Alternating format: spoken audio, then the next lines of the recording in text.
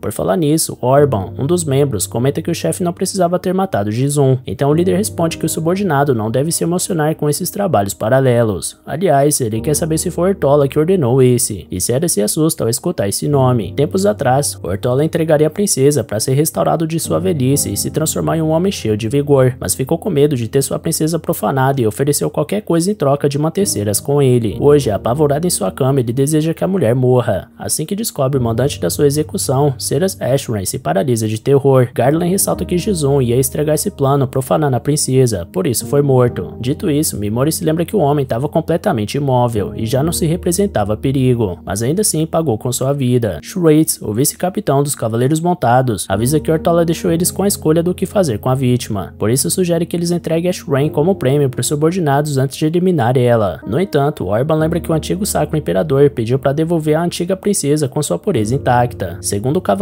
parece que o velho não vai morrer em paz até que a elfa parta dessa pra melhor. Logo, para resolver a situação, Sivit chama a mulher para um duelo, e caso ela vença, terá sua vida poupada. O último dos cavaleiros do dragão negro, Mitama, ressalta que o traje de espírito do capitão dos cavaleiros do sacro Nea é renomado, e Sivit expressa seu desejo em testar esse traje em combate. Contudo, seu real interesse no momento é o jovem ao lado da elfa, por isso pergunta o nome dele. Mimori não sabe como reagir, por isso o suor da sua testa escorre pelo rosto, ainda mais porque o mais forte da humanidade ainda tá fora de alcance, um homem ainda mais poderoso que o devorador de almas. Então Mimori tem a ideia de ir se aproximando conforme fala com o cavaleiro, mas Sivit manda ele parar, então o garoto se apresenta como Hatsuko. Na mesma hora, o cavaleiro entende que é um nome falso, o que faz o garoto soar ainda mais frio. Uma vez que precisa esconder seu nome real, Sivit presume que esse sujeito tem alguma história para contar. Shrates pergunta o motivo de todo esse interesse do capitão com o rapaz, e ele explica que o pivete não sente medo perante os 5 dragões, e que talvez esteja esperando uma brecha para atacar. Ainda assim, Civic acredita que é cedo demais para fechar as cortinas desse palco, e Mimori de fato aguarda pacientemente pelo momento ideal de usar sua habilidade. Para isso, ele dá mais um passo na direção do líder dos dragões, e já que o cavaleiro tá procurando um alvo satisfatório, mas não vê ninguém à sua altura, ele sugere a deusa de Hellion, Vicious. Civic lembra que sua terra de Bacchus e Hellion forjaram uma relação próxima, e ele possui grande expectativa pelos heróis que ela invocou para esse mundo. Além do mais, ele acredita que os poderes de bênção dessa deusa garantem a esses heróis a capacidade de atingir o auge de suas forças rapidamente, o que pode tornar eles impossíveis rivais no futuro. Atento a cada palavra, tudo que Mimori interpreta é que esse homem é obsessivo em encontrar um oponente à sua altura. De fato, ele faz jus ao seu apelido. Seja como for, Civic Carlin perde o interesse pelo jovem, mas como ele foi capaz de prender sua atenção, o capitão dos dragões se oferece para entregar a cabeça do pivete para Catleia, princesa de Nea. Agora ele vira seu desprezo em direção a Ceras, afirmando que ela foi a causa de Bocos ter mudado sua postura quanto à aliança e invadido Nea. Diante da surpresa da ex-princesa, Orban acha estranha essa reação dela, porque imaginou que ela já soubesse que Bacchus devastou Nea, porque a deusa deles ordenou que sua pequena paladina fosse entregue, porém o Sacro Imperador se recusou a fazer isso. Segundo Schweitz, isso é colher o que plantou, enquanto Civic Carlin expressa sua falta de interesse por aqueles que desistem de lutar, mesmo encarando a morte. Para ele, não importa se for um miserável fracote, desde que tenha disposição para o enfrentar, se bem que ele adoraria que esse indivíduo tivesse a força necessária para derrotar ele. Por falar nisso, Touka Mimori termina de traçar um plano em sua cabeça e se oferece para ser esse adversário capaz de ameaçar a vida do mais forte da humanidade. Ainda por cima, ele revela seu nome verdadeiro e se identifica como um herói de outro mundo, deixando os cavaleiros perplexos, inclusive a própria Ash Rain. Dito isso, Civic sente as peças se encaixando e entende a razão de ter se interessado por aquele sujeito, primeiramente. Sabendo que o Cavaleiro Branco tem talento em identificar mentiras, Mimori decide ligar o modo sinceridade total e alega que foi descartado pela deusa Vicious e obrigado a viver separado dos outros heróis por estar em um nível diferente deles. Civic questiona se é pelo fato do garoto ser especial, e ele confirma que sim, considerado especial pela própria deusa de Hellion. Por mais que fosse especial pelo lado negativo, não deixava de ser uma verdade, mas Mimori deixa isso quieto. Sendo assim, ele gostaria de adiar um possível confronto nesse momento para que possa se desenvolver e enfrentar Gartland no futuro próximo, e assim finalmente derrotar o mais forte da humanidade. Só que Mimori vai além disso, afirmando que se tornará tão poderoso ao ponto de enfrentar a própria deusa Vicious. Intrigado, Gartland pergunta como o rapaz pretende chegar nesse nível, então ele revela que vai partir para a terra dos monstros de olhos dourados, porque a própria deusa disse que não iria mais intervir na vida dele, caso mesmo conseguisse fugir da ruína do descarte. Porém é Mimori quem quer intervir na vida da deusa de Hellion. Com isso, o herói descartado quer deixar claro que não existe chance dela ir embora dali,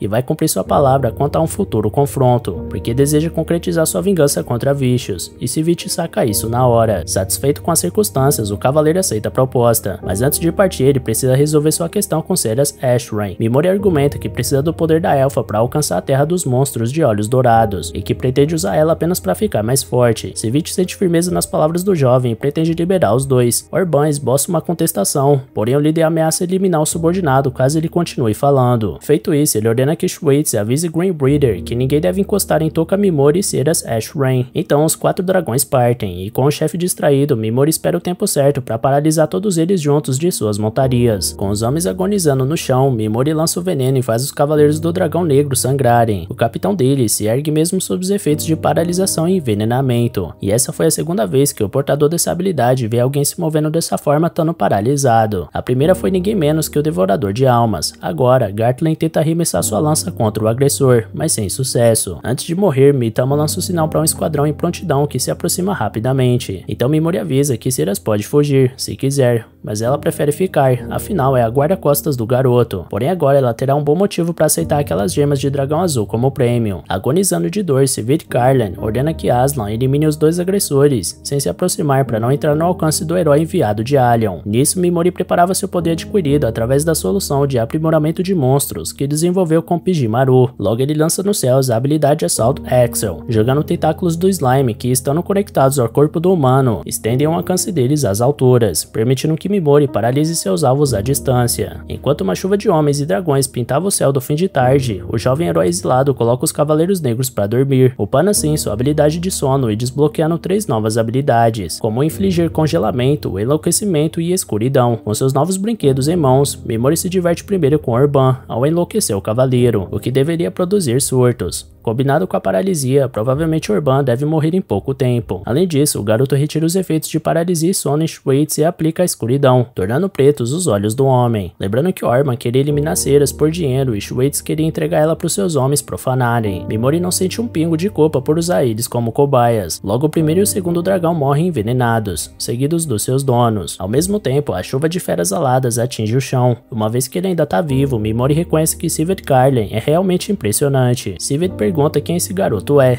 e ele responde que não é nenhum herói virtuoso que veio salvar o mundo, e sim apenas um vingador. Ao ter a resposta que queria, o mais forte da humanidade morre sem conseguir reagir, como um homem comum e indefeso. Após isso, Touka, Mimori e Ceras Ashran se preparam para o início de suas jornadas, e a Elfa menciona que um tal de caçador de heróis seria capaz de enfrentar Sivert um dia. Esse homem é um dos Cavaleiros Negros e talvez seja um desafio mais pra frente. No entanto, o garoto lembra que os dragões montados pelos 5 cavaleiros eram de tamanhos diferentes, e isso faz ele perceber que na verdade acabou de matar também esse tal de caçador de heróis, deixando a princesa surpresa. Enquanto isso, na região onde os demais heróis se concentram e compartilham as tarefas e disputas demandadas pela deusa de Helion, Ayaka lamenta não ter desenvolvido nenhuma habilidade ainda, por mais que fosse da classe S. Em meio a isso, uma mulher chamada Niantan Kikpat se aproxima ao lado de mais seguidoras de Vicious e afirma que vai dar as ordens por ali na ausência da entidade. O Mayada se revolta por ter que receber ordens de uma fracote. Em resposta, Niantan acerta o garoto com suas lâminas e derruba ele numa velocidade incrível. Feito isso, ela anuncia que os heróis devem voltar para a capital real, porque alguns ali vão subir num palco. Voltando ao Mimori antes deles partirem em definitivo, Ceras oferece toda a sua força para que Mimori concretize sua vingança, porque ele arriscou sua própria vida para salvar ela. Diante da elfa de joelhos, o herói toca o ombro dela e garante que vai devolver esse favor um dia. Afinal, Touka Mimori sempre paga suas dívidas, sejam de gratidão ou de ódio. De volta à capital, Vicious elogia a lealdade e eficiência da sua serva Niantan e ergue um dos seus pés para a jovem seguidora mostrar todo o seu comprometimento com sua servidão. Ao mesmo tempo, a entidade prevê que não vai demorar o dia em que os heróis conseguirão bater de frente com o grande império demoníaco. No fim da tarde, na parte exterior da ruína do descarte, soldados do reino analisam um cristal e o comandante afirma que ele deveria ter mudado para uma cor prateada, por isso imagina que esteja quebrado. Um dos soldados recomenda que isso seja informado a Allion, mas os outros preferem alegar no relatório que nada aconteceu de errado hoje, para não terem problemas. Além do mais, é claro que ninguém poderia ter saído vivo dessa ruína. Numa feira a céu aberto, o sobrevivente da ruína do descarte pega de uma venda uma máscara do Lorde das Moscas sem saber quem era. O vendedor explica que esse Lorde transformou uma ilha de monstros em sua fortaleza e a defendeu de todo tipo de invasão. Essa fama transformou ele num mestre dos demônios condenado ao exílio pela própria fonte do mal. O exército do Lorde das Moscas acabou morrendo, mas pela forma como isso aconteceu, a lenda ainda é popular até os dias de hoje. Ao voltar pro seu quarto com a máscara do Lorde das Moscas em mãos, Mimori reflete que não tá sendo um bom herói no momento, então ele coloca a máscara em frente ao espelho e se sente mais adequado, parecendo um demônio. Observando seu reflexo, ele promete acabar com Vicious, uma vez que a determinação de um homem que vendeu sua alma não pode ser subestimada. Um dia depois, na Fortaleza Branca da proteção do Reino de Magnar, o interior da estrutura recebe o encontro dos lobos, uma reunião onde Ganozea Sigmus, rei dos lobos brancos de Magmar, parece não acreditar que os 5 dragões foram derrotados, principalmente o mais forte da humanidade. O rei matador de monstros de Uza, Jim Warren, identificou os 5. Sigmus pergunta se Allion possui alguma informação relevante, então Yusef Woleta, rei constante de Allion, passa a palavra para Vicious. A deusa conta que os cavaleiros do dragão negro estavam perseguindo Ceras Ashran, então Alma Sentinokia, rainha de Yamato e protetora dos olhos sagrados, pergunta se alguém encontrou pistas do paradeiro da ex-capitã Ginea. Rowan acredita ter encontrado rastros de sangue e restos de roupa da procurada, o que indica que ela pode estar gravemente ferida. E por falar nela, o rei de Uza ressalta que o Sacro Imperador Tola faleceu ontem à noite, e segundo os boatos, o velho perdeu a cabeça pouco antes de morrer. Vicious retorna ao foco da conversa porque os 5 dragões eram a melhor esperança deles contra o grande império demoníaco, e que a perda deles é um grande golpe para a Santa Aliança. Por essa razão, é fato que os heróis do outro mundo terão um papel ainda mais importante nessa guerra. Um dos presentes na reunião concorda ironicamente e acrescenta que quando surge o mal, Allion sempre prospera. Seu complicado nome é Falken Dotsini, o belo imperador louco de Mira. Na sua opinião, por algum motivo, sempre que a própria fonte do mal aparece, todas as nações são forçadas a confiar em Allion para resolver o problema. Notando que o jovem estava insinuando alguma coisa, Vicious responde que a culpa não é dela se toda alma viva nesse mundo é prejudicada pela essência do rei demônio, deixando todos incapazes de aproveitar todo o seu poder. Então, Falken menciona a lenda do matador de Deus só para alfinetar a deusa. Por fim, Sigmus questiona se alguém acredita que a morte dos 5 dragões foi obra de Ceras Ashran, e um soldado de Magna informa ao seu rei que alguém Yuza alega ser o responsável por esse crime, um grupo usuário de maldições de Ashen. Enquanto isso, na cidade dos guerreiros sanguinários de Malroy, Ceras e Mimori Mimori se aproximam da Terra dos Monstros de Olhos Dourados, que fica ao norte dessa cidade. Monroe é conhecida por seu coliseu sanguinário, uma arena onde escravos e mercenários eliminam uns aos outros por dinheiro e fama. Ceres explica que o Duque e a guilda de mercenários administram o local, que agora é a principal fonte de entretenimento das massas. Na sequência, os viajantes acham uma pousada, e Ceres aconselha que eles economizem dinheiro compartilhando o mesmo quarto. Mimori lembra que é um homem, mas a elfa não parece ter um problema com isso, por mais que tenha ficado envergonhada ao admitir. Mais tarde, em uma taverna, Mimori escuta um grupo de homens comentando que Ceres Ashran enfrentou os 5 dragões e que aparentemente acabou morta. Ao escutar seu nome, a garota se engasga com a comida, enquanto os homens prosseguem a fala, contando que os Ashen mataram os 5 dragões pouco tempo depois. Com suas poderosas maldições, eles foram capazes de derrotar aquele grupo tão temido. Ceres comenta que tem escutado muitos rumores sobre eles ultimamente, e que são adoradores do deus das maldições, Muaji. Falando no diabo, 4 homens com seus mantos vermelhos entram na taverna e provocam o silêncio absoluto dos clientes, que observam a passagem dos guardiões Ashen, auto-intitulados Soldados da Maldição. Os 4 exigem que uma mesa seja liberada para eles, então eles pedem uma bebida sem demorar, já que são os salvadores de Usa. Apesar do temor das pessoas em volta, Mimori não enxerga aqueles homens como uma ameaça, e imagina que eles tenham assumido a autoria do crime contra os Cavaleiros do Dragão Negro para obter alguma vantagem ou fama. Inclusive, 2 frequentadores comentam entre si que qualquer um poderia ter matado os 5 dragões, já que as maldições dos Ashen podem ser praticamente qualquer coisa, o que facilita para eles assumirem a autoria de todos os crimes. Fora isso, eles conversam sobre a Bruxa dos Tabus, revelando que se trata de uma elfa negra que ninguém vê há mais de uma década, mas que alguém da capital conheceu ela. Como esse assunto interessa o protagonista, Mimori aborda a dupla da mesa vizinha e pergunta mais sobre a bruxa, mas como os homens não gostaram dessa abordagem repentina, o jovem oferece uma bebida e um prato de comida aos dois, o que muda o humor deles. Então eles contam que a pessoa que afirma ter conhecido a Bruxa dos Tabus é a mais forte guerreira sanguinária de Monroe, e que provavelmente pode ser achada no Coliseu. No entanto, Mimori tá com sorte, porque a guerreira acaba de entrar na taverna. Seu nome é Eve Speed, a leoparda, que senta em um canto para comer carne. Mimori chega até ela e oferece algo para ela escolher do cardápio, alegando ser um mercenário chamado Hatsuko, e que sempre foi curioso para conhecer mais da guerreira. Sem muita paciência, Eve manda o garoto ir direto ao ponto, porque certamente ele não chegou até ela para saber de suas conquistas no Coliseu. Sem graça, Mimori elogia a intuição da leoparda e indaga onde está a Bruxa dos Tabus, então ela avisa que o jovem caiu no conto do vigário, porque por mais que ela tenha se aventurado na Terra dos Monstros de Olhos Dourados, onde vive a bruxa, Eve nunca a conheceu. Dito isso, os ouvidos de Ceres brilham repentinamente.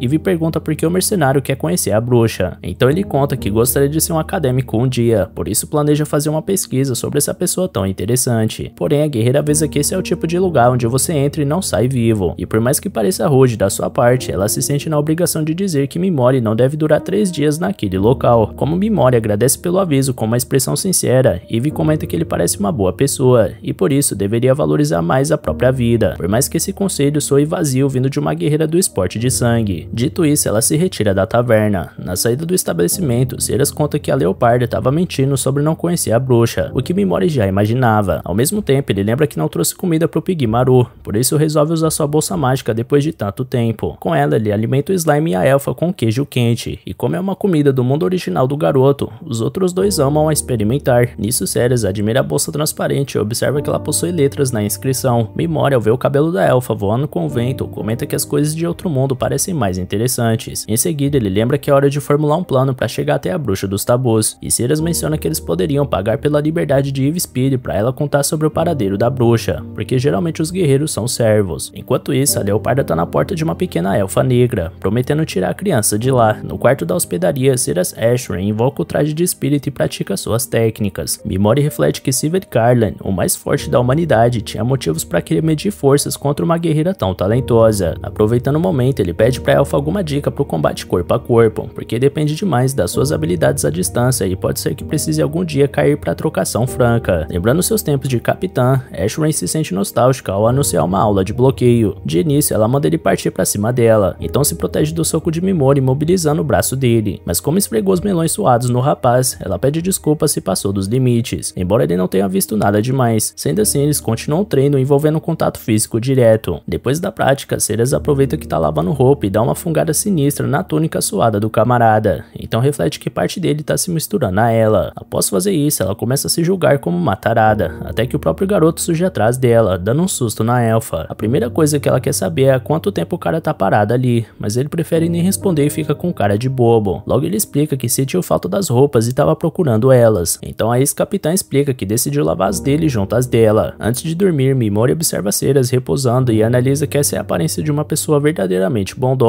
Ao pegar sua máscara do Lorde das Moscas, ele reflete que a elfa tá fazendo de tudo para se tornar a espada dele, ao ponto de reprimir as próprias emoções para desempenhar esse papel. Por essa razão, ele sente que deveria ser grato. Nessa hora, Ceras acorda e pergunta se o garoto tá bem, e ele explica que só não tá conseguindo dormir. Nesse caso, ela oferece uma erva medicinal pro Mimori, e isso lembra ele de um ingrediente que poderia encaixar bem com esse tipo de mistura. Logo os dois sentam juntos e provam esse ingrediente junto ao chá de ervas, mas a elfa acaba dando a substância errada pro garoto. Na verdade, ela acabou servindo a planta que deixa a pessoa mais ativa e vigorosa. Mimori tenta minimizar a situação, dizendo que pode usar o efeito para ler sobre esse assunto, mas ele tá agitado demais para se concentrar na leitura. Ceras pergunta se pode ajudar com alguma coisa, enquanto o cara olha pra mulher e sente algo estranho, por isso pede pra ela dormir antes que ele diga o que vê à sua mente. Ceras não aguenta e questiona se o rapaz é resistente à sedução, e ele responde que no momento sim, porque sua prioridade é a vingança contra a deusa Vixos. Esse sentimento acabou se tornando uma obsessão e impede Mimori de se concentrar em outras tarefas. Depois que conseguir alcançar seu objetivo, ele tem certeza que poderá se importar com outras coisas, mas até lá, ele se sente amaldiçoado por esse desejo intenso de acertar as contas. Se coçando para não pular no sujeito, Ceras se ajoelha e promete fazer tudo o que pode para fazer Mimori Toca se livrar dessa maldição. No dia seguinte, em frente ao Coliseu Sanguinário, Ceras recolhe informações sobre Eve Speed. Ela era escrava de um senhor, mas esse homem vendeu ela pro Coliseu. Como os leopardos são incomuns, logo ela ganha sucesso e já tá invicta há 3 anos. Eve já tem dinheiro para comprar sua liberdade há 2 anos, mas se mantém lutando para comprar a liberdade de uma pequena elfa negra. A próxima luta da leoparda será a última, onde ela terá conseguido a grana para fazer isso. O problema é que a maioria dos campeões anteriores morreram em seu último confronto, e a elfa acredita que tem algum esquema podre por trás disso. Aparentemente, o duque que administra o Coliseu faz os campeões ficarem em desvantagem, mas já que é assim, Mimori acha que pode dar uma mãozinha. Independente do que Toka Mimori esteja planejando, ele não quer esperar até o dia da luta para que aconteça. Logo ele arranja um encontro com Eve Speed, e a leoparda acreditava que era outra pergunta sobre a bruxa dos tabus, então já se antecipa e avisa que não sabe onde ela tá. Porém Mimori acusa a lutadora de estar mentindo. Ceras Ashran aparece na conversa e reafirma a versão de Mimori. Diante dessa movimentação estranha de dois indivíduos encapuzados acusando a lutadora, ela põe a mão em sua espada embaiada e exige que os dois sejam diretos. Então Mimori conta que veio salvar a leoparda, tendo em vista que o Duque, que comanda o espetáculo, fará com que ela seja derrotada na luta de amanhã. Eve questiona por que o jovem ajudaria ela, e ele explica que não pode permitir a morte de alguém que tem informações sobre a bruxa dos tabus. Tendo isso em mente, ele quer saber se é possível pegar a jovem elfa que Eve quer salvar e fugir ainda essa noite. E Eve enxerga o simples fato da elfa ter sido mencionada como uma ameaça, por isso garante que o destino do humano não será bom se ele encostar um dedo na criança. Mimori mantém a calma e, ao lado de Ceras, eles explicam que conhecem o caso, mas que não têm intenções ruins com a pequena Liz. Pelo contrário, eles sabem que a leoparda tem lutado há anos para libertar a criança. Sendo assim, Eve agradece pelo alerta sobre a armação, mas não pode se dar o luxo de fugir por não ter onde ficar. Afinal, caso opte pela fuga, o Duque Zuan vai perseguir ela até os confins do universo, porque a guilda que administra o Coliseu vai colocar a cabeça dela a prêmio, atraindo todo tipo de mercenário pra cima dela. Se fosse só Eve, a escapar seria uma coisa, mas a lutadora não consegue nem pensar em deixar Liz em perigo. Diante disso, Mimori sugere que ela vá pra onde vive a bruxa dos tabus, porque a bruxa pode abrigar as duas. Entretanto, Eve Speed conta que ninguém pode chegar ao coração das terras dos monstros, e enquanto ela falava sobre isso, Mimori entende que ela já passou por lá, uma vez que fala com tanta propriedade. Seja como for, ele promete proteger a criança com toda a sua vida, e aconselha Eve a resgatar ela e partir junto dele e Ceras rumo à terra dos monstros, porque juntos eles são capazes de superar os obstáculos que aquela região oferece. Quanto a isso, Eve comenta que a espadachim que acompanha o homem parece ter treinamento, ao contrário dele. Ceras iria se intrometer, mas Mimori interrompe e afirma ser habilidoso com a magia, por mais que não pareça. Aliás, ele é poderoso bastante para derrotar um esqueleto rei com facilidade. Eve concorda que é uma criatura forte, mas nem se compara ao que eles vão encontrar na terra dos monstros. Mimori vai além e conta que foi o responsável por matar os 5 dragões, mas é claro que a leoparda não acredita. Com isso, ele decide provar sua habilidade da forma mais prática, paralisando a lutadora. Ela força seu corpo para sair da sua condição, mas Mimori pede para ela pegar leve antes que comece a sangrar por lugares que jamais imaginou que fosse possível. Sem acreditar no que tá passando, Eve diz que isso é um absurdo, e Mimori responde que foi esse absurdo que promoveu o fim dos 5 dragões, inclusive do mais forte da humanidade, Silver Carlin. Ceras toma a liberdade de fornecer outra evidência ao se revelar como a ex-capitã dos Cavaleiros de Nea, que estava sendo perseguida pelos dragões negros. Após isso, Mimori anula a paralisia e joga na mão de Eve a responsabilidade por acreditar nessa história ou não. Ela admite que o garoto parece poderoso, mas não acha que será o bastante para penetrar a Terra dos Monstros. Por isso decide manter sua programação e lutar amanhã para conseguir a liberdade de Liz legalmente. Afinal de contas, ela nem conhece os dois para uma empreitada tão delicada, fora o fato de ser uma longa história ao lado do esporte de sangue. Mimori indaga se Eve Speed realmente acredita que o Duque Zuan manterá sua palavra, ainda que a Leoparda vença, porque o sujeito é conhecido por todos como um canalha desonesto, portanto, dificilmente ele considerará a liberdade de Eve numa boa. Em relação a isso, Eve sabe que Zuan não é um homem íntegro, porém ele honrou todos os seus deveres quando ela produziu resultados no ringue, por isso acredita que dessa vez não será diferente. Logo ela manterá sua fé no esporte de sangue e lutará amanhã. Sendo assim, antes de partir, Mimori questiona essa lutadora não deposita tanta fé no ringue apenas para enganar a si mesma de que tudo dará certo. Contudo, o humano não esperava resposta nenhuma, e sim deixar uma pulga atrás da orelha da felina. Feito isso, ele se vira para ir embora e avisa que deixará a cidade amanhã cedo, partindo da ponte, perto do grande portão, e convida a gladiadora caso ela mude de ideia. No caminho de volta para a hospedagem, a dupla vê a casa de uma família que foi amaldiçoada pelo pecado de desafiar Muage, o deus das maldições. Ao redor, uma mulher da multidão que cercava a moradia comentava que o homem dessa residência espumava pela boca e arranhava sua garganta enquanto morria. Ao mesmo tempo, os Ashen, seguidores desse deus, reafirmavam o tempo inteiro que foram os responsáveis pela morte dos 5 dragões e se auto-intitulavam os salvadores de Usa. Ao voltar à caminhada, Ceras Ashran deixa claro o quanto despreza esse grupo, até que eles veem uma garota sendo importunada por alguns Ashen mais à frente. Mimori enlouquece um dos membros da seita, que passa a atacar os companheiros. Na sequência, ele repete a dose nos demais oponentes, que transformam a rua num verdadeiro ringue de luta. No meio disso, a garota inocente escapa e a dupla volta pro seu caminho. Na madrugada do dia seguinte, antes do céu nascer, faltam 4 horas para a partida de Mimori e Ashran da cidade de Monroy. A elfa questiona se existe alguma chance de Eve conseguir libertar Liz e ter uma vida feliz, mas o garoto garante que não, levando em conta a personalidade do Duque. Temendo que a Leoparda não mude de ideia, eles decidem agir. Sem conseguir dormir, Eve Speed rolava em sua cama e depositava todas as suas esperanças na misericórdia de Zuan para conceder a liberdade de Liz, conforme combinado. No entanto, a dúvida consumia sua mente, então ela decide ter certeza se conseguirá o que quer. Para isso, ela se esgueira perto da porta do Duque e fica atenta à conversa dele com o subordinado. Zuan comentava que não possui um guerreiro tão amado pelo público quanto Eve Speed, e que um paralisante deve ser dado a ela antes da luta, conforme a tradição. Após a vitória do rival da Leoparda, o vencedor deve retirar a pele da oponente para ganhar o respeito do público e ser vendido como matador de leopardos. Quanto à jovem elfa negra da taverna White Leg, Zuan pretende usar a criança para seus fins egoístas quando ela crescer, para depois vender ela quando se cansar. Afinal, ele não acha que tem a obrigação de desenvolver simpatia por seres inferiores. Com a verdade jogada em sua cara, Eve Speed se enfurece e percebe que a fuga é a única forma de libertar Liz. No caminho de volta para o seu aposento, ela é abordada por Muage, o líder dos Ashen em pessoa, que mal pode esperar para a luta de mais tarde. Assim que expressa sua empolgação, ele é avisado por outros membros sobre alguns problemas, então Eve aproveita para ir embora. Indo ao local descrito por Touka Mimori, ela acaba encontrando a dupla e promete partir para a Terra dos Monstros, mas com algumas condições. Mimori entende o lado da Leoparda e anuncia que é hora de resgatar Liz. Enquanto isso, na taverna White Leg, a patroa da garota chama ela de inútil pela lerdeza em limpar uma simples mesa, afirmando que esse é um traço da raça dela. Um homem vê a garota e diz que ela tá bonita, então a patroa manda ele tirar a mão da garota, porque alguém importante já observa ela. No entanto, a própria mulher enche a elfa de tapas e derruba ela no chão. Na mesma hora, Liz se lembra quando Eve deu um presente a ela e pediu pra jovem ser forte, porque as duas precisam lutar por sua liberdade. Essa lembrança enche a elfa de coragem, então ela engole o choro e se levanta com dificuldade. A patroa não parava de importunar a pequena e ameaçava ela caso tentasse reagir, até que Eve Speed surge na taverna abrindo a porta com força e derrubando a dona. A patroa explica que foi obrigada a agir dessa forma pelo Duque e implora por sua vida, prometendo que não vai falar nada sobre a fuga das duas. Então Eve poupa a mulher caso ela invente a história que Eve Speed sumiu do nada e foi pro sul procurar Lisbeth. A patroa concorda, é claro, e ainda pede desculpas a Liz pela forma que a tratou durante todo esse tempo. A pequena agradece a mulher ruim por tudo que fez por ela. Nessa hora, Mimori surge com a máscara do Lorde das Moscas e faz um grande barulho com sua entrada. Como Liz levou um susto, ele pede desculpas e recomenda que a Leoparda e a elfa se adiantem, porque ele precisa resolver algumas coisas antes de ir. Com a partida das duas, Mimori aborda a patroa e diz que ela pode até ter enganado boas pessoas como Eve e Liz, mas que esse teatrinho não vai funcionar com ele. Diante disso, a mulher deixa a máscara cair e garante que o Duque vai dar uma lição nesse garoto e na fera imunda. Lembrando que a Liz levou um susto com o barulho que ele fez na entrada, Mimori coloca a responsabilidade disso na patroa, porque certamente a elfa é uma criança traumatizada pelos barulhos e gritos intensos que a adulta provoca. Por conta de todo o sofrimento que causou na menina, o herói descartado paralisa, escurece e envenena a mulher e pretende manipular a cena do crime para parecer que ela morreu num assalto. A patroa da Lizzie afirma que o homem vai pro inferno se fizer isso, mas se tem uma coisa que esse sujeito já sabe é disso. Afinal, ele mesmo conta pra vítima que já esmagou dezenas de pessoas só para conseguir alcançar seus objetivos. Então é óbvio que ele vai esperar essa mulher no inferno. Feito isso, Mimori se reencontra com o resto do grupo e a pequena elfa se apresenta como Lisbeth. Toca Mimori aproveita e apresenta Piggy Maru, que já estava sumidão há algum tempo. Após o mercenário conquistar a confiança de Eve Speed, a Leoparda pretende dizer a ele onde mora a bruxa dos tabus, mas antes disso ela gostaria de saber o que ele quer com ela. Mimori conta que possui um pergaminho de magia proibida escrito em um texto antigo que é difícil de decifrar, e ouviu dizer que a bruxa dos tabus é capaz de decifrar. Ao escutar essa história, a lutadora acredita no homem, também levando em consideração que ele poderia ter usado suas habilidades para arrancar informações dela de forma desumana, mas optou por não fazer isso. Sendo assim, eles prosseguem a caminhada até os cavalos que usaram.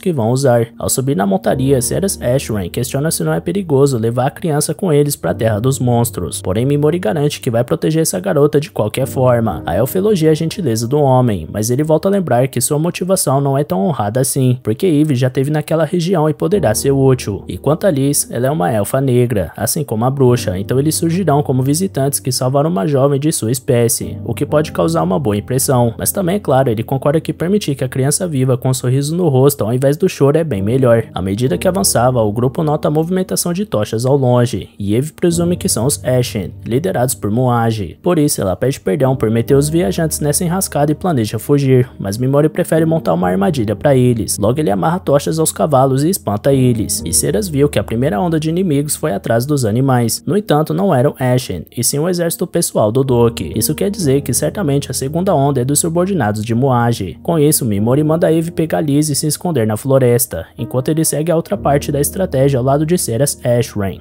No entanto, não demora muito tempo para o Muage perceber que se trata de uma armadilha. Alegando ter descoberto tudo, ele manda a pessoa que está escondida se revelar. Então Ceres aparece com um elmo estranho. Muage comenta que essa máscara representa o espadachim Mosca, um subordinado que aparece na lenda do Lorde das Moscas. Deixando isso de lado, mesmo não sabendo quem é a pessoa vestindo um capacete, ele promete poupar a vida da elfa caso ela entregue a Leoparda e a criança. Ceres questiona o que acontece se ela recusar a proposta. Então o homem avisa que a fará sofrer com suas maldições ao ponto dela se arrepender de um dia ter nascido. Tendo todos os seus arqueiros apontados para a princesa, o auto-intitulado deus assegura que nem mesmo os 5 dragões, os seres mais poderosos da humanidade, conseguiram sobreviver aos caprichos dos Ashen. Sendo assim, Ashran pede uma promessa que o feiticeiro vai manter Eve Speed e Lisbeth em segurança. Obviamente, Muage dá sua palavra, então a elfa pede que os membros do culto sigam ela. Nisso, os arqueiros guardam seus arcos e iniciam a passada atrás da cavaleira. Porém, o líder ordena que todos parem. Afinal, ele não acredita que a única intenção da estranha seja simplesmente entregar as reféns, uma vez que pediu que todos os Ashen a acompanhassem, sendo que apenas alguns já bastavam. Pelo que parece, a mascarada planeja levar todos os membros para a floresta. Dito isso, o líder da seita ordena que os subordinados se afastem e se preparem para o ataque. Ceres aproxima a mão do cabo da sua espada e confessa ter achado que o Ashen a mataria com uma de suas maldições, mas ele tem um segredo para a mulher. Os soldados Ashen são sucessores da Guilda dos Assassinos. Uma vez, um herói declarou a guilda como perversa e a exterminou, mas o grupo que hoje é conhecido como Ashen assumiu a linha de trabalho da organização como usuários de maldições. No fim dessa frase, uma gota de veneno cai da ponta de uma flecha Ashen. Ceres Ashran nota a substância, então Muage explica que é um veneno tão avançado que apenas pode ser sintetizado por meio de técnicas especiais transmitidas entre os poucos sobreviventes da Guilda dos Assassinos. Diante disso, Ceres reflete que os Ashen matam com esse veneno que não deixa vestígio, e que essa deve ser a verdade por trás dessas maldições. Muage prossegue sua narrativa falsa que o fim dos Cavaleiros do Dragão Negro caiu no colo dele, e que essa foi a deixa perfeita para os Ashen estimularem a crença popular em suas pragas. Afinal, o truque é o fato de ninguém poder provar que essas maldições realmente existem, e poder jogar nesse escuro é o que faz a lenda dos Ashen ganhar tanta força nos últimos tempos. Ashran quer saber o objetivo final da organização, e o chefe conta que deseja usar Doki Zuan para conquistar um papel central nessa nação. A propósito, Muage pergunta onde estão os aliados da guerreira, mas Ceres afirma que apenas Eve e Lee estão com ela. Muage, é óbvio, não acredita nem por um segundo que isso seja verdade, porque essa forasteira jamais jamais teria coragem para enfrentar a extinta guilda dos assassinos sozinha. Sendo assim, Ashray promete explicar melhor a situação, então retira sua máscara e revela suas orelhas de elfo, alegando ser a verdadeira executora dos 5 dragões. Muad'Dib fica surpresa ao reconhecer os traços de Seras Ashray, mas tudo começa a fazer sentido na cabeça dele. Seja como for, ele não bota fé que a ex-capitã dos Cavaleiros de Né foi a responsável pela morte dos dragões, simplesmente por não achar que ela possuía capacidade para isso. Ao afirmar isso, Muad'Dib estala os dedos e chama Belgar à frente, o homem que seria o último oponente de Eve Speed no Coliseu. Um pouco atrás, com sua besta direcionada para a princesa, tá o irmão mais velho dele, Varagan. Esses são os 2 membros mais habilidosos entre os Ashen. Por ironia do destino, esses homens tinham um irmão mais novo chamado Zeresh Finebard, conhecido como a Presa, um dos 4 vigilantes sagrados que foi morto enquanto perseguia a paladina de Nea. Por fim, Muad'Dib acredita que esses Ashen estejam com sangue nos olhos para um possível acerto de contas diante de Seras Ashray. Mas a história não para por aí. Além dos inimigos que Seras pode ver à sua frente, o líder dos Ashen assegura que outros subordinados dele estão espalhados em volta do alvo, colocando em prática a arte de emboscada que qualquer assassino decente deve dominar. E por falar em decência, o líder da extinta guilda não pôde deixar de observar que a elfa possui um rosto lindo, e que talvez ele precise de um tempo para considerar ela sua bênção pessoal, e reformar Seras como uma devota adequada do deus das maldições. Sem mais tempo a perder, o homem ordena que a elfa se ajoelhe, o que ela obedece. Feito isso, Muad'Dib garante que dará a honra de Seras gerar um filho dele. Nisso, Ashray fecha os olhos e espera que Touka Mimori faça sua parte. Vestido com sua máscara de Lorde das Moscas, o herói exilado surge com a aceleração de investida e promete mostrar aos Ashen uma maldição que eles não conhecem, a paralisação. Com todos os servos imobilizados, Muad'Dib quer saber onde está sua unidade de retaguarda, e Mimori informa que já lidou com aqueles 15 indivíduos enquanto seu líder não fechava a matraca. Dito isso, o garoto envenena o chefe inimigo e seus subordinados. Imaginando que o rival estaria mais focado em descobrir alguma trama da Eve Speed, Mimori sabia que Muad'Dib pegaria aquele galho quebrado intencionalmente e evitaria de entrar na floresta com medo de armadilhas. Então ele usou Seras de isca pro Ashen acreditar que tá no controle da situação e baixar a guarda, enquanto esperava o momento ideal para atacar. A essa altura do discurso, todos os inimigos já tinham perdido suas vidas, então Mimori pede que a elfa volte e atualize Eve sobre a situação. Depois ele volta a se deslocar pela floresta e encontra o ponto estratégico que indicasse que a tropa do Doke estava retornando, porque sua armadilha ainda não terminou, e o retorno de Zuan fazia parte do plano. Para dar seguimento, o garoto pede pro Pigmaru se conectar a ele novamente, mas o Slime parecia triste com alguma coisa. Vendo isso, Mimori pede desculpas por não ter pensado no preço que o bichinho pagaria. Atrás deles, Eve Speed retorna e se oferece para ajudar, então Seras fica encarregada de cuidar da Liz. A Leoparda usa seus sentidos para estimar a quantidade de inimigos, depois se coloca entre os corpos dos Ashen para chamar a atenção dos soldados. Ao ver a pugilista, todos avançam sem pensar 2 vezes, então Mimori paralisa e envenena a maioria deles. Logo em seguida, o próprio Duque Zuan chega acompanhado de um subordinado, prometendo colocar Lisbeth num lugar muito ruim. Sentindo repúdio por aquelas palavras, Mimori Touka paralisa o nobre, porém atinge o limite máximo de alvos ativos com essa habilidade, por isso lança a habilidade escurecer no homem que o acompanhava. Com isso, a visão do inimigo desaparece repentinamente e Eve corta ele rapidamente. Os cavaleiros que se livraram da paralisação passaram a ser alvos do escurecimento, e cada um deles era morto por Eve Speed assim que eram atingidos pelo feitiço. Vendo que não tinham chance, os soldados restantes batem em retirada, mas são perseguidos pelo grupo adversário. Controlando o limite de alvos, Mimori caminha pelo campo de batalha infligindo status sobre os oponentes, enquanto Eve e Seras cuidam de sua retaguarda. Tomado pela fúria, o Doke ordena que seus subordinados acabem com o Homem de Túnica, mas a essa altura, quase todos já foram eliminados por Touka e seus aliados, ou tão perdidos. No meio disso, Eve Speed trucidava seus adversários. Quando sobra apenas Zuan, o Doke promete que não vai deixar isso barato, mas Mimori cansa desse papo mole e paralisa o nobre. Feito isso, Eve Speed se aproxima com sua espada em mãos, pro pavor do homem. A Leoparda confessa que poderia pensar em perdoar ele, se ele tivesse enganado só ela, porém ao colocar Liz no meio, o cara perdeu toda a moral. Sendo assim, ela corta o Duque sem demonstrar o mínimo de misericórdia. Com o fim da batalha, Seras pede perdão por ter agido sem ordens ao defender a retaguarda do líder, então ele nomeia a elfa como vice-capitã do grupo mercenário, dando a patente para ela agir por conta própria nesse tipo de situação. Depois, o jovem olha em volta e nota que nenhum inimigo foi deixado vivo, então ele congela os inimigos para marretar eles e não deixar nenhum vestígio. Horas depois, Jim Roran é informado que os Ashen desapareceram e que só foram encontrados os corpos do Duque e seu exército particular. Com isso, o plano do monarca de usar os Ashen como peões foi por água abaixo, e o fato dele ter que explicar isso para a deusa Vishous ainda vai gerar muita dor de cabeça. Pensando nisso, ele ordena que os Ashen sejam encontrados imediatamente. Enquanto isso, o grupo mercenário se protegia da chuva em uma caverna nas redondezas, e ao observar Seras tomando banho, Liz pergunta se um dia vai crescer como a princesa, porque a dona do bar onde ela trabalhava disse que caso a jovem elfa não crescesse, ela não não seria tratada como uma mulher adequada no futuro. Então, Sirius explica que nada que aquela mulher disse tem valor e que Lisbeth, daqui pra frente, só deve guardar as palavras de pessoas em quem confia. Nesse caso, a Elfa Negra gostaria de guardar as palavras de Sirius Ashray, porque começa a enxergar a princesa como uma irmã mais velha. Quando a criança vai dormir ao lado de Eve, Sirius pede pro Mimori descansar enquanto ela fica de guarda. O garoto responde que não deve conseguir dormir, então ela oferece o colo para ver se ajuda no sono dele. Da mesma forma, Mimori brinca que seu colo também pode servir de travesseiro caso a princesa esteja precisando, mas a diferença é que ela levou a sério e deitou no rapaz. Ao ver que ele tomou um susto, ela pede perdão por ter levado a frase no sentido literal e se levanta. Deixando isso pra lá, Mimori confessa que tem curiosidade para tocar nas orelhas da elfa, mas na hora em que é tocada, ela pede para ele parar. Depois, ela pergunta se Mimori enxerga Eve também como sua tia, pelo jeito gentil que ele a trata, mas o garoto vê mais a Leoparda como seu tio era, como se os dois tivessem o mesmo coração. Aliás, o tio e a tia são a única razão pela qual Toka Mimori quer retornar ao seu mundo. Já Liz é parecida com ele, segundo suas palavras, por ter sofrido em ambientes terríveis. A diferença é que ele se tornou hostil e vaga por esse mundo apenas para cumprir sua vingança. E caso Sirius queira abandonar ele por isso, que o faça. Ashray também tem sua cota de ódio pela deusa de Alien, por isso pretende ficar. Sendo assim, ele promete fazer tudo o que tiver ao seu alcance que Sirius desejar. Então a elfa vai dormir para ele ficar de guarda. Por falar em Vicious, uma de suas seguidoras mais fiéis, Nyatan Kikipati, treinava Ayaka Sogo com a espada, desde que a garota não contasse a ninguém sobre isso, porque dificilmente Vicious permitiria esse treinamento. Nyatan concordou em ajudar Ayaka porque ela lembra sua irmãzinha, e como nesse mundo é matar ou morrer, ela não quer que a garota seja uma vítima. Ao amanhecer, Sirius traz a ideia deles inventarem um nome para o grupo mercenário e sugere guerreiros do Lorde das Moscas. Eve e Liz apoiam o nome, seguidas de Piggy Maru, então Mimori acolhe a ideia. No final da tarde, eles chegam até a Terra dos Monstros e veem uma árvore corrompida. Segundo Eve, é uma árvore que um dia foi sagrada. Depois, ela pede um pouco de mana pro Toka e abre um mapa que revela a localização do grupo e da bruxa dos tabus. À noite, eles voltam a acampar, e Mimori sente seu desejo de vingança ardendo mais a cada dia que passa. Ainda que essa terra seja repleta de perigos, também será uma oportunidade para ele ganhar pontos de experiência e ficar mais forte. No dia seguinte, Vicious parabeniza todos os grupos de heróis por terem evoluído de forma satisfatória, mas para subir o nível do treinamento, ela anuncia que trará figuras famosas de todas as nações para treinar os heróis. Com isso, a expectativa da deusa apenas cresce para ver o rendimento dos heróis de Alien contra o exército do Lorde Demoníaco. Mais tarde, ela informa Nyatan que planeja levar os heróis à Terra dos Monstros de Olhos Dourados. Enquanto isso, Mimori introduz o chocolate branco na vida das amigas e conquista o coração delas ainda mais. Na hora de voltar para a viagem, Liz estava com tanta bagagem que o pessoal perguntou se ela dá conta de carregar tudo isso. Ela argumenta que precisa do máximo de recursos para sobreviver, por isso cada quilo dessa mochila vale a pena. Eve Speed pede que a preferência da criança seja respeitada, então os demais membros do grupo acatam, mas Mimori pede para a garota dizer caso fique muito cansada. Dito isso, eles se preparam para partir. Em meia viagem, Toka analisa que o grupo está bem de comida e água, mas existem desafios que ainda podem preocupar. No meio dessa reflexão, as orelhas de Speed identificam algo de diferente, assim como Piggy Maru. Então o time se esconde na mata e aguarda a aproximação da ameaça. Conforme colocava o olho sobre aquela criatura horripilante, Mimori comparava aos monstros que ele enfrentou nas ruínas do descarte e nota que a diferença principal é a cabeça que parece uma alga marinha, como se fosse uma espécie de lagarto com cabeça de alga. Eve Speed puxa a filha e enfrenta o monstro, até que o garoto interfere para paralisar e envenenar o alvo. Em seguida, ele põe a criatura para dormir, descobrindo assim que suas habilidades funcionam nesse ambiente, o que era uma dúvida. Quando a fera morre, Toka entende que ela é mais fraca do que as encontradas nas ruínas do descarte, por isso não acredita que terá tantos problemas quanto Eve tinha dito. Aliás, ele lembra que tinha esse monstro no livro que ele encontrou, então Sirius encontra ele no catálogo. Segundo consta, esse pedaço de alga marinha é um ingrediente para um item proibido, uma espécie de pedra que altera a voz na máscara do Lorde das Moscas. Vendo que a elfa parecia intrigada com o livro, Mimori deixa ela ficar por enquanto, confiando que ela não vai fazer nada de errado com ele. Pensando sozinho, Mimori reafirma que dar um tratamento especial para cada membro do grupo faz com que todos fiquem contentes, e o cuidado dele com as palavras é parte da sua estratégia para não expressar o real sentimento que persegue ele. Logo o líder anuncia o começo da incursão na Terra dos Monstros de Olhos Dourados, e assim que ele faz essa afirmação, sua mochila brilha estranhamente. Mais à frente, enquanto evitavam de entrar na água da floresta, Mimori é salvo por Eve na hora H num pulo errado que ele deu. Agora é a vez de Liz, então Sirius pede para ela tomar cuidado para não escorregar. Eve questiona se não é melhor ela carregar a criança, mas Toka lembra que ela quer fazer isso sozinha, o que também deveria ser respeitado. A Leoparda lembra que se a elfa negra escorregar e bater a cabeça, não vai sobrar criança para respeitar, mas Liz está convicta de que não deve depender da felina para tudo. Ainda assim, Lisbeth acaba perdendo o equilíbrio, então Piggy Maru tem que entrar em jogo para impedir a queda da pequena. Com isso, Eve comenta que o Mimori tinha uma uma carta na manga desde o começo, e ele responde que quer apoiar a Liz com tudo que puder, porque ele se identifica bastante com a situação que ela viveu até poucos dias atrás. Dito isso, Speed quer saber se o cara tá fazendo isso só por ele mesmo, então ele admite que sim. Após a baixinha atravessar a água, só falta ser as Ashran, porém ao escorregar em uma pedra, a elfa acaba caindo na água. Assim que sai do riacho, ela pede perdão pelo vacilo e admite que se distrai às vezes, e Eve Speed parecia interessada demais desse fato, tanto que Mimori se questiona se foi uma boa ideia revelar essa fraqueza diante da leoparda. Em seguida, ele empresta sua túnica pra elfa não pegar um resfriado, não se antes evitar que lava ela frequentemente. Ceras responde que não liga que tem um cheiro do rapaz. Conforme continuava a caminhar, Ceras lamentava o que acabou de dizer, porque ela queria que parecesse uma piada, o que definitivamente não aconteceu. De repente, Eve sente mais uma presença estranha, então avisa que o grupo foi encontrado. Liz corre pra Ashran enquanto Toka se junta a Felina. À frente haviam monstros que Eve admite que não consegue derrotar, porque são as criaturas que impediram que ela e Liz atravessassem essa terra. Então Mimori pede pra ela se afastar e assume a responsabilidade. Infelizmente, ele não tem tempo pra preparar seu ataque combinado com Pigmaru, por isso vai ter que chegar mais perto. Derrubando todas as árvores pelo caminho, dois monstros gigantes atravessam a mata com pisões que faziam o solo tremer. Assim que elas se aproximam, Mimori solta uma risada sarcástica e reflete que são essas bestas que conseguiram fazer a maior guerreira do esporte de sangue fugir por sua vida. Logo ele paralisa as duas e avisa que não vai dar uma luta de verdade pra elas, levando em conta que elas vieram cheias de alegria ao avistar uma presa que tinham deixado escapar, sem perceber que era uma verdadeira presa. Dito isso, ele enlouquece os dois alvos, que começam a sangrar absurdamente. Ao eliminar os dois alvos, Toka Mimori sobe de nível após um longo tempo. Eve comenta que o garoto parecia conhecer esses monstros de algum lugar, e ele responde que são Nazortes, ao passo que corta parte da pele do bicho. Eve se assusta por pensar que ele queria comer esse bicho, mas Ceras leu no livro de artes proibidas que esse ingrediente serve para aprimorar o Pigmaru. Na sequência, a leoparda volta a sentir algo, mas não tem certeza dessa vez. Com certeza foi um monstro, mas a sensação foi embora muito rápido. Quanto a Ceras, o espírito dela não tá respondendo, mas a elfa também tá segura que tem algo ao redor. Todo mundo se posiciona para enfrentar alguma ameaça, porém Pigmaru avisa que essa sensação tá vindo de dentro da mochila do mestre. Imaginando que se trata do ovo que ele tinha guardado, Toka coloca o objeto no chão e nasce dele um pequeno cavalo que cresce logo que eclode. Apesar da grande vivência de Eve e Ceras, nenhuma delas fazia ideia de qual criatura era essa. O pônei se aproxima e acaricia Mimori, enquanto Ceras observa que ele possui um órgão para absorver mana, algo encontrado com frequência em monstros e criaturas mágicas. Sendo assim, Mimori pede para todos recuarem, menos Pigmaru, e Eve deve ficar de olho nos arredores. Então ele presume que o pônei aumentou de tamanho após absorver a mana do ambiente, por isso concede mais mana ao animal até que se tornasse um cavalo negro adulto. Como gastou 1000 pontos de mana no processo, o garoto deduz que é o preço pela transformação do cavalo, e que essa forma atual dele será ótima para carregar bagagens. Entretanto, o animal faz um gesto que sugere que ele quer ainda mais mana, por isso Toka não perde tempo e taca gasolina no tanque do bicho. Depois de 10.000 pontos de mana, o grupo agora tem um gigantesco companheiro no mínimo interessante. Como ele tem 8 pernas, Toka decide nomear ele como Slay, uma referência a Sleipnir, o cavalo que o deus Odin montou no passado. Pela reação do animal, Ceras afirmou que ele gostou do nome, então Slay lambe a elfa como boas-vindas. Mimori pergunta se o cavalo pode recuperar sua forma original, o que ele confirma pro alívio do mestre. Não muito longe dali, o grupo de heróis da salvação de Ikusaba Asage se reunia para um descanso após subir alguns níveis importantes na árdua caçada por aquelas terras. Em outra parte, Kirihara Takuto estava incomodado com o fato dos superiores só estarem jogando monstros fracos para eles, o que significa que eles ganham pouca experiência por caçada. Crendo que está sendo subestimado, Takuto decide enfrentar algum desafio real para provar que não é um mero aprendiz. Atravessando a floresta à noite, a líder da equipe Tigres de Sabre, Lilia Damatini, ouve que pode ser demais para os alunos terem que lidar com isso agora. Dito isso, o homem que fez esse aviso pede para os demais Tigres de Sabre reforçarem a defesa em torno dos heróis. Ao redor dos grupos de alunos, mais Nazortes surgiam aos montes, então uma Tigres de Sabre chama a responsabilidade para matar os monstros, mas não garante que poderá deixar nada para os alunos pelo fato das criaturas serem fortes demais. Em seguida, o homem de espada se une à luta ao lado de Abyss, outra membro do grupo. Enquanto isso, Takuto vê sua oportunidade de fazer seu nome nesse cenário. Enquanto o espadachim dos tigres avisava que alguns monstros mudaram de rota, o aluno se mete na frente e invoca a explosão dracônica, devastando o campo de batalha por onde os Nazortes marchavam. Vendo as chamas tomarem conta do território, Takuto afirma que sua habilidade única está apenas no nível 4 no momento, mas que em breve ele será o futuro governante de geral. Sem dar muita bola prometido, Kobato pergunta cadê a Hajiri e Yutsuki. Longe dali, as irmãs Takao veem o brilho do fogo de longe e presumem que tá na hora de voltar. Elas tinham acabado de encontrar alguns caras que se autodestruíram assim que elas descobriram eles, então Hijiri supõe que fossem espiões que juraram suas vidas devidas ao mestre. Itsuki questiona quem faria algo desse tipo, enquanto a irmã imagina que esses caras foram enviados pela deusa Vishous para fazer algo com a classe delas, o 2C. Enquanto isso, o grupo de Mimori se acomoda no alto de uma estrutura da região, e graças aos Slay, eles puderam se movimentar com muito mais rapidez. Por isso, Ceras acha que não falta muito até a bruxa dos tabus. Mimori enxerga uma luz estranha a nordeste e lembra que essa é a direção de Allion, onde vive a deusa Vishous. Bem cedo, na manhã seguinte, Ceras acorda Eve para avisar que Toka e Pigmaru não foram achados por ela em lugar nenhum. Speed não acredita que Toka seja o tipo de homem que deixaria elas no meio da terra dos monstros sem dizer uma palavra, o que Ashran concorda. Assim que elas olham a escadaria abaixo, lá estavam os dois ao lado de monstros mortos. Eve e Ashran se aproximam e perguntam o que aconteceu. Então o líder explica que sentiu a presença dessas criaturas e eliminou elas. Speed ficou horrorizada com o monstro com cara de humano, mas Toka acha que isso não é nada comparado ao que ele viveu nas ruínas do descarte. No momento, ele tá pesquisando para ver se ainda tem algum ingrediente que ele possa usar. A Leopard acha que tá sonhando, mas a Elfa avisa que esse cara é muito bom mesmo. Por dentro, Ceras reflete que realmente Mimori pode tornar o impossível possível, mas ela espera que ele não assuma mais responsabilidades do que pode assumir. Após outra longa caminhada, o grupo chega na beira de um penhasco, e a Elfa imagina que nem mesmo Slay pode escalar esse obstáculo. Eve imagina que dar a volta pela estrada é o único jeito, enquanto Mimori encontra um caminho que continua pelos penhascos no lado leste. Vendo a agitação do homem, Ceras pede para ele descansar um pouco, mas dado o vento úmido, ele quer chegar o mais longe possível antes que a chuva chegue. A viagem segue, então Liz comenta com Mimori que a Ceras disse que enquanto ele estiver vivo, todos devem chegar ao destino com segurança. Mimori responde que a princesa confia mais nele do que deveria, mas a pequena elfa tem certeza que foi essa fala que manteve a esperança dela de que tudo vai dar certo. Nesse caso, Mimori percebe que todas do grupo confiam totalmente nele e que ele não quer decepcionar ninguém. Mais à frente, eles chegam numa fenda onde devem se aproximar bastante da bruxa dos tabus assim que atravessarem. Antes disso, Eve Speed agradece a todos por tudo até ali. Segundo ela, não importa se for numa casa pequena, seu desejo é apenas viver uma vida tranquila ao lado de Liz. Por mais que pensasse que teria paz depois de tanto lutar na vida, infelizmente seu sonho foi arrancado dela violentamente, mas a Leopard ainda está disposta a lutar. De repente, um monstro surge em cima da felina, que reage rapidamente com sua espada, derrubando ele. Toka paralisa o monstro para ter certeza que morreu, mas se preocupa pelo fato do grupo ter sido pego desprevenido a uma distância tão curta. Fora isso, esse monstro gerou uma enorme sensação de desconforto no garoto assim que apareceu. Dito isso, o monstro deixa escapar um enorme brilho que voa aos céus e solta um grito ensurdecedor. Todos ficam confusos, mas Toka sabe exatamente do que se trata. Ao redor da floresta, os alunos podiam sentir e ouvir centenas ou até milhares de monstros se aproximando de todas as direções. Nessa hora, até Mimori Toka não deixa de expressar sua enorme preocupação. E galera, regaça aí no like aqui embaixo e comenta no vídeo para incentivar a gente ainda mais a trazer continuação desse anime, beleza? Valeu galera, se cuidem!